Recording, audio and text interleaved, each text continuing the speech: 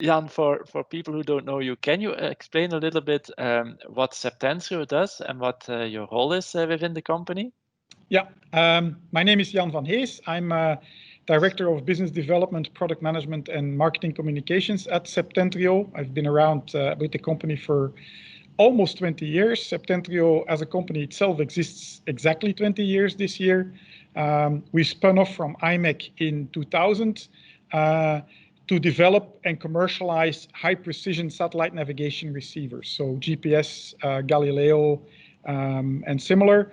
When I say high precision, then you have to imagine it's accurate to about 1 to 10 centimeters, which is an order of magnitude or 2 orders of magnitude better than what you're used to from, for instance, your phone or your normal GPS in the car.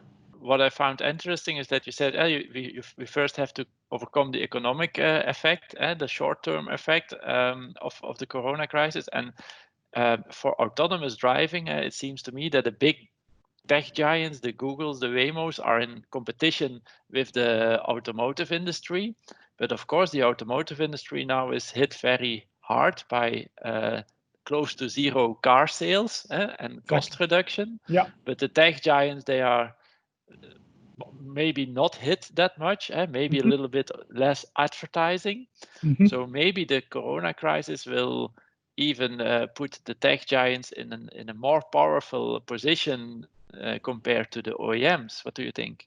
Well, I think that's a good point, and it's a bit the point I also made when I said never waste a good crisis. This is an opportunity for some that are either strong traditional players or even more so people that have a less of an impact from the crisis to push ahead and to build more progress and use this situation actually to push their position in this environment. Yeah, that was actually also something I was curious to hear from you, because you are active in so many different markets, and automotive is, I think, one of the newest markets for Septentrio in the 20 years that you exist. Is automotive really the most difficult market compared to the others? What do you think? It absolutely is, and it is for a number of different reasons. I mentioned already the rigidity also in the supply chain, the layered structure, the very heavy formal processes. The car environment is very much, at least the way I feel it, is very much focused on incremental improvements. There's a dominant design that's not effectively not changed maybe for 100 years, and it's been squeezed out to the maximum, and it's really focused on very small incremental steps to improve. And I don't remember who it was. Somebody said, the light bulb was not invented as a result of continuous improvement of a candle, and so.